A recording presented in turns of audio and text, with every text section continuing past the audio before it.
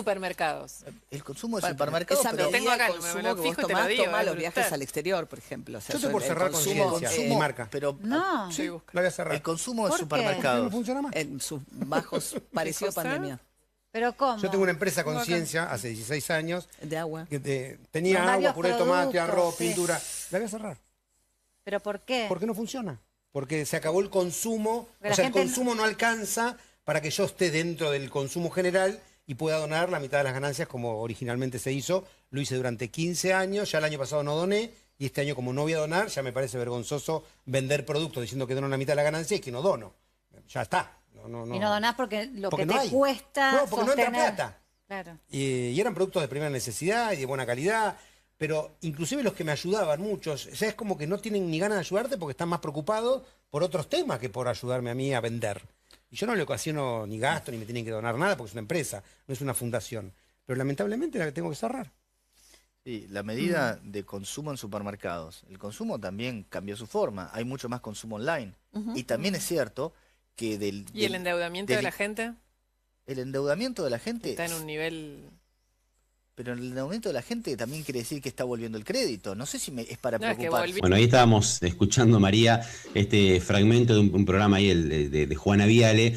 ¿Por qué lo tenemos a colación? Porque en todo momento entramos, sobre todo los que no conocemos demasiado de cuestiones técnicas de la economía, entramos en esta disyuntiva de escuchar al gobierno que dice récord de consumo y demás, y también del otro lado decís, el consumo no deja de caer, la economía está frenada. ¿Dónde tenemos que pararnos? ¿Qué tendríamos que ver para intentar, María, entender un poquito cuál es la situación hoy de la Argentina, que entiendo igual es bastante heterogénea? Sí, ¿cómo estás? Bueno, lo primero te diría, cuando, cuando miramos y discutimos todo esto, lo que hay que poner en perspectiva es los datos, ¿no? Estimar lo que se llama consumo, que es una parte, digamos, de la demanda de la economía, obviamente significativa, porque el consumo privado representa, del lado de la demanda, uno de los rubros más relevantes, es una parte de la película. En Argentina es muy difícil de estimar, en general en todas partes, pero en Argentina no hay buenos indicadores de consumo agregado. El más agregado, el que incluye todo, es efectivamente el que está incluido en las cuentas nacionales en el PBI, que se publica en forma trimestral y con bastante demora. Y el que implica consumo básicamente de nuestro ingreso, todo aquello que destinamos, ya sea a la canasta básica, como se habla mucho y se pone foco habitualmente, y son los indicadores tal vez más habituales, es lo que llamamos consumo masivo, ¿no? Alimentos y bebidas, productos perecederos, y después otro tipo de productos no tan esenciales, que podría hablar otro de los rubros que se pone focos en textiles, pero también el consumo incluye renovación de electrodomésticos, celulares, computadoras, comprarse una moto, que es algo que uno no hace todos los días, o renovar el auto, ni que hablar, obviamente, eventualmente poder comprarse una casa o construir, obviamente educación, cultura, viajes, todo lo que implica el consumo, que es algo, obviamente, sin importar el modo en que uno lo consuma, que también es otro desafío a la hora de medir el consumo todos los meses, con los cambios de hábito que también se mencionó en esa charla. Y obviamente también parte del consumo es el transporte, y parte que lo que llamamos servicios públicos, ¿no? La luz, el gas, etcétera, que tiene que ver con el mantenimiento del hogar, que son otros rubros en los cuales, tal vez por políticas en el kirchnerismo de congelamiento o freno de tarifas, iban diluyéndose en el presupuesto familiar. En todas partes del mundo son rubros que tienen su significancia, que tienen su peso, y que en Argentina se habían, digamos, distorsionado, pero que los pagábamos indirectamente con los subsidios que finalmente daba el Estado, de una manera no siempre tan prolija, y que obviamente se traducían en gasto público. Entonces, vuelvo a decirte, los datos que están en las cuentas nacionales marcan efectivamente lo que ahí se planteaba en la charla. Lo que cambió es la composición del gasto, cambió en qué se va a gastar. Y otro tema que muchas veces tiene y han tenido los populismos, pero sobre todo el kirchnerismo, con el cepo, la brecha cambiaria, tasas negativas, con una economía con inflación y expectativa inflacional alza, es que la gente que tal vez no estaba en la línea, digamos, de la pobreza, sino por arriba, que tenía margen de poder consumir menos de lo que le ingresaba, no lo hacía porque no tenía manera de ahorrarlo, no tenía instrumentos que le permitieran preservar el poder de compra y ganar, porque cuando uno ahorra, lo que está buscando en definitiva es poder consumir más en el futuro. No vas a ahorrar algo y mañana con lo que el producto de lo que vos, en donde lo colocaste, puedas consumir menos. Es decir, tasa negativa significa eso. Entonces, en definitiva, si tenías cepo y brecha, aunque quisieras comprar dólares, te salía demasiado caro. Entonces la gente lo que hacía era peso que le entraba, peso que lo traducía en algo, en una lata de atún, en un producto de limpieza, en un recital, en un restaurante. Y obviamente que cuando tenés la opción, vuelvo a decirte, entre los que tienen poder de ahorro, de ahorrar, muchos optan por ahorrar, que es sano para una economía que haya ahorro. Obviamente en esa transición hay sectores que tal vez, sin hacer mucho esfuerzo, sin mirar sus costos, lograban funcionar en esta economía distorsionada, en la cual en el agregado no funcionaba porque el PBI estaba cayendo, ¿no? Y la inflación se estaba acelerando, y empezamos a tener hacia el 2023 ya problemas graves en el tener insumos, en tener ciertos productos. Se debía, digamos, a los proveedores de importaciones cada vez más dinero, se llegó a acumular una deuda incremental de 30.000 millones de dólares. ¿A qué voy con esto? Que esa idea de sensación de consumo y de que sectores a los cuales recibían, ¿no?, la gente, digamos, destinaba sus sobrantes a consumir para resguardarse de una manera defensiva, obviamente no lo vivían de una manera negativa, pero que era insostenible al final del día. Pero no nos olvidamos de todos otros sectores que no estaban pudiendo funcionar prácticamente en esa economía que terminó, digamos, llevándonos a una inflación galopante. Entonces, las transiciones son difíciles porque implican cambios muy grandes en justamente el destino de las decisiones de la gente, también el acomodarte a esta nueva economía, y donde además para poder crecer, que en definitiva es la clave para que todos los sectores puedan funcionar, requerís primero estabilizar la macroeconomía, y eso obviamente es difícil amoldarse a este cambio, ¿no?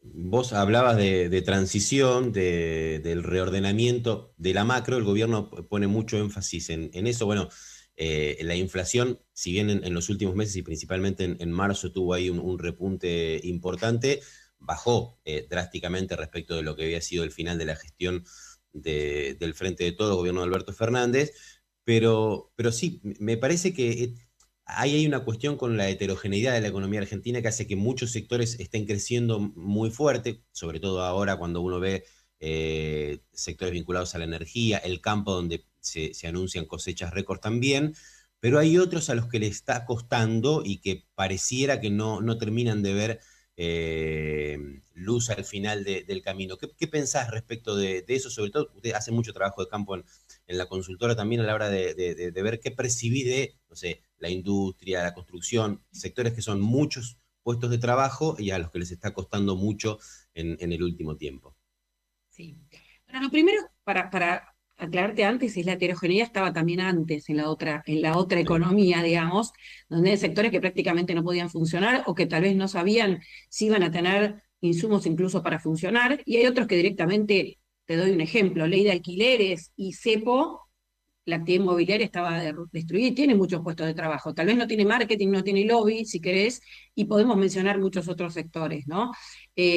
También es cierto que la industria hoy está pasando por una transición complicada, pero sí que luz al final del túnel tiene, va a poder tener energía. Muchos sectores son intensivos en energía, y en energía que probablemente pueda ser más barata en la medida que se pueda generar con gas y no con fuel importado, con los vasos, viste que venían los buques regasificadores, la energía más cara de todas, además de contaminante, e incierta también, lo mismo que ciertos insumos. Vuelvo a decirte, tal vez hay algunas épocas en las que uno recuerda, ¿no?, donde la industria andaba, pero la verdad es que cuando uno mira los datos duros de la industria, los picos de actividad industrial fueron en 2008, 2007, 2008, ese fue el nivel máximo de actividad industrial. Podemos ver los indicadores de la UIA, de Fiel, no, el INDEC no te digo porque viste que hubo intervención, entonces hay series que no son comparables, cambió el estimador de industria, entonces, digamos, para ser más justos con la con la historia y con la comparación. Más allá de eso, obviamente que hay sectores que les está costando y sobre todo sufrieron no solo el cambio inicial y el final del gobierno anterior, que también la industria venía cayendo fuerte, sino también esta caída nueva que hubo en el segundo semestre del año pasado, sobre todo de la mano de el frenazo del consumo de la gente, que lo que hizo fue dejar de mandar pesos y cosas y quedarse en dólares, ¿no? Y eso frenó también una demanda en algunos rubros que venía recuperándose incipientemente. Yo creo que en ese proceso hay que mirar qué es lo que está pasando, ¿no? Tasas de interés que están bajando nuevamente y hay datos de consumo que están empezando a mostrar nueva recuperación, y creo que acá la clave son dos cosas. Una, la baja de la inflación que está, nosotros por lo menos en CIT medimos, ¿no? 2,4 para la inflación del mes de abril, vamos a ver qué le da el INDEC.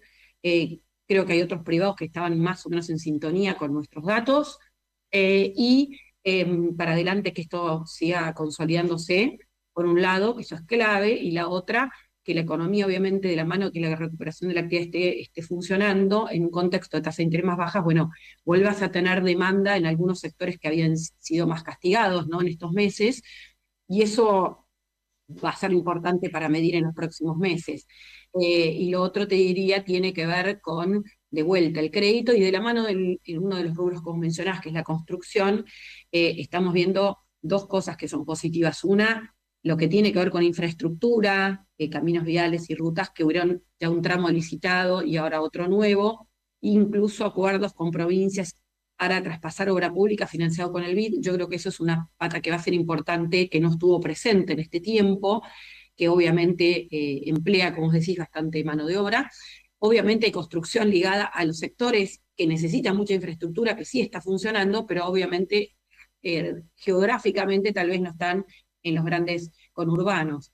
Y el lado de la industria, bueno, vamos a ir viendo cómo sigue. Yo creo que acá es importante monitorear la performance en los próximos meses de los sectores que vienen más rezagados, que yo te diría, y ya la UIA detectó en marzo una recuperación en muchos de estos que venían complicados, incluida la siderurgia, por ejemplo, el sector automotriz, sectores ligados a la construcción, a ver cómo sigue estos próximos meses.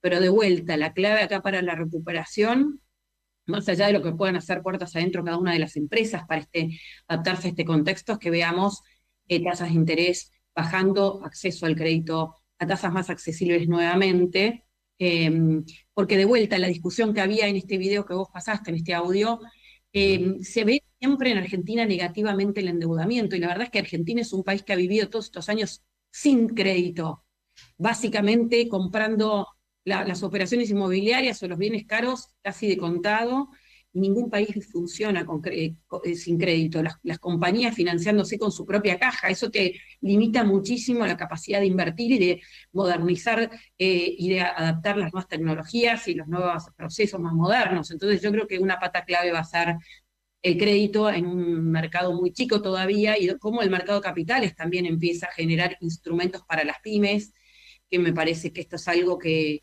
en todas partes y nuestros países vecinos han desarrollado en estos años, y Argentina ha quedado un poco afuera por esta coyuntura, ¿no?, de vuelta, de cepo, de trabas, de alta inflación, donde el negocio no pasaba por ese lado, sino por la ganancia financiera entre las brechas, ¿no?, el lograr acceder a dólar oficial con ciertas mercaderías, digamos, todo ese tipo de instrumentos que a la larga a la economía no le hacen bien, que lo vimos en los resultados, una economía que no crecía desde 2011, 2 años seguidos, estancada, y donde el consumidor cada vez tenía menos opciones, ¿no?, para esto, ¿no? Ahora tenés una de cal y otra de arena, así como te subieron las tarifas, accedes a celulares mucho más baratos y financiados, podés comprar lo mismo, ¿no?, motos, bajaron los precios de los autos, y sí, alguno que está con la soga al cuello dirá, bueno, pero yo no lo puedo acceder. Cierto, pero en la medida que estos sectores funcionan y se amplían los sectores, bueno, la rueda o va a volver a rodar, ¿no?,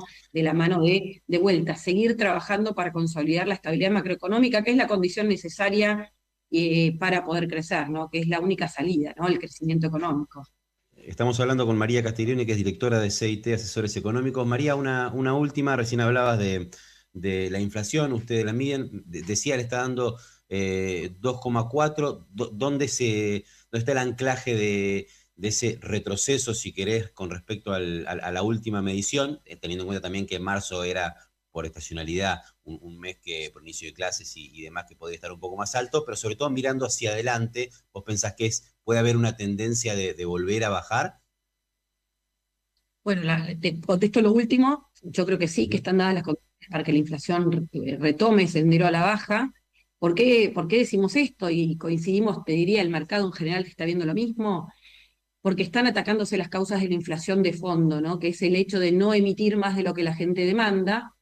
Y esto se está dando, y pongámoslo en contexto, y la gente lo ve todos los días, no hace falta que se lo digamos los economistas.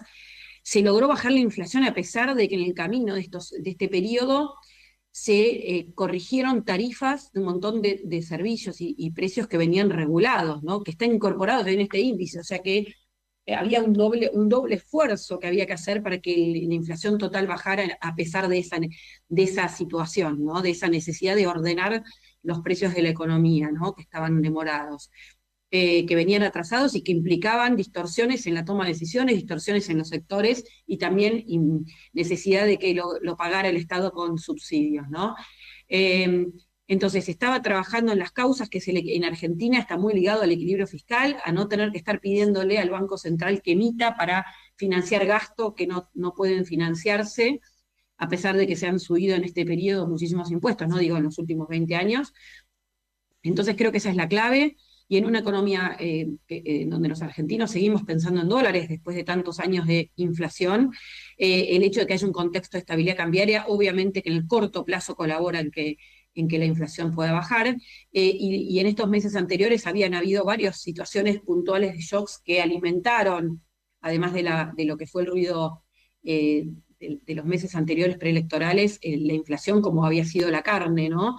Que pegó casi medio punto en la inflación de los últimos 4 o 5 meses, y eso se frenó, ya lo vimos, ese ciclo de aceleración se frenó, ya lo vimos en el dato de abril y se va a consolidar en mayo, y lo mismo, el tema de ajuste de tarifas, vamos a ir viendo algunas cosas que van a estar presentes, por eso la inflación no baja tanto como uno querría, ¿no? Es difícil el timing de estimar exactamente cuándo va a terminar o de bajar. Cuesta más, digamos, el último proceso, pero nosotros creemos que va a seguir bajando, sí, efectivamente. María, gracias por este rato con Fuera de Foco, como siempre. No, de nada, un gusto. Bueno, hablábamos con María Castiglione.